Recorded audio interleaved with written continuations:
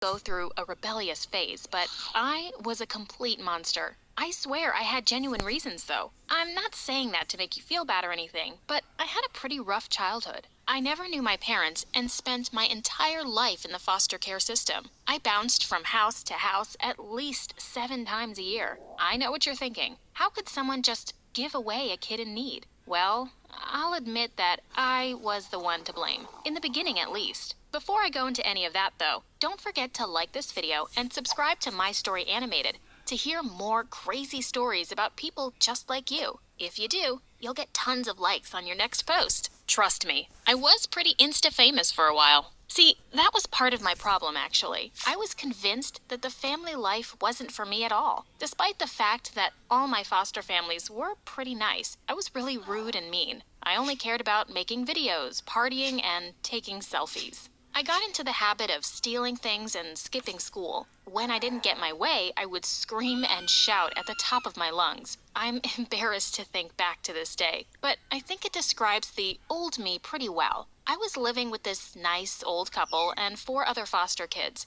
They forbade me from partying on school nights, but I went out anyway and stole their car to get there. When I came home, all they did was ground me and take away my cell phone. I got so mad that I screamed and smashed their things. I made the old lady cry. I feel horrible thinking back about it. I just couldn't control myself.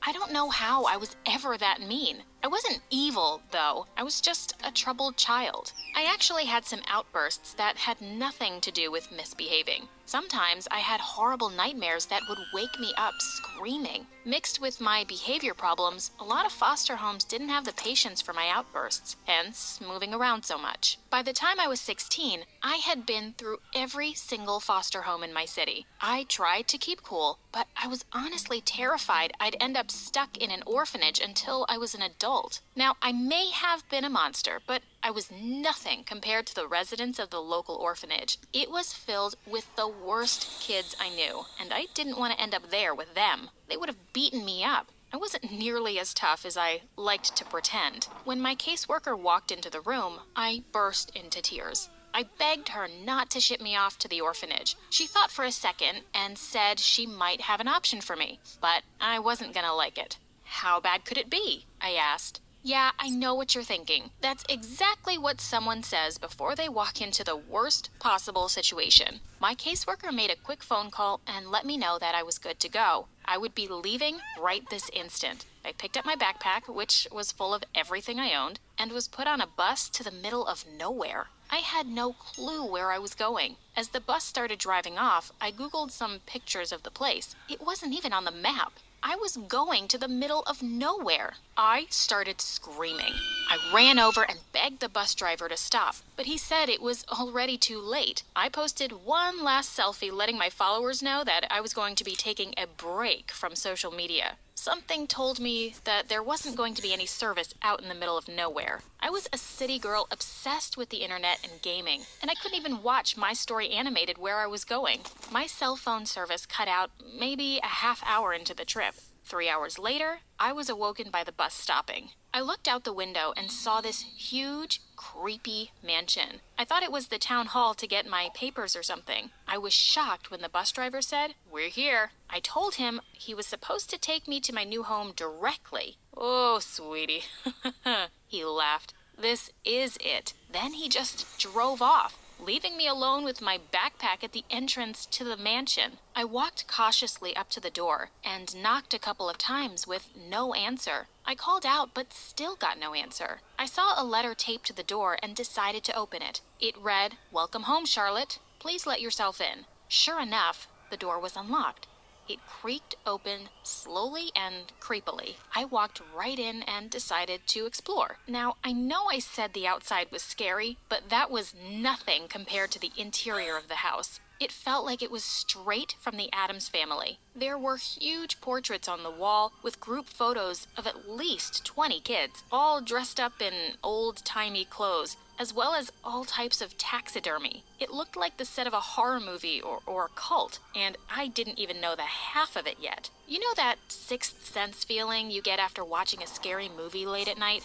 Like the one where you can feel someone watching you? Well, I got that feeling and all the hair on the back of my neck stood up. I flipped around and saw a serious-looking nun staring at me and frowning. She looked me up and down in disgust. I was wearing pretty short shorts and a crop top, so I could tell she was judging me. I waved hello and tried to introduce myself, but she ignored me. She just started writing something down in the notebook she was holding in her hand. She lifted it up and showed me what she wrote. "No one speaks here." That was weird. I asked if it was because of some kind of medical condition or religion. She simply flipped the page and wrote down, "Follow me," and started walking away while I was still trying to talk to her. I followed her down some winding halls until we ended up in a room with a couple of beds in it. She led me to one bed that had some stuff on it, including folded clothes, a notebook, a pencil, and a piece of paper that said, "This is your new bed. Please use the paper. It will be easier for everyone.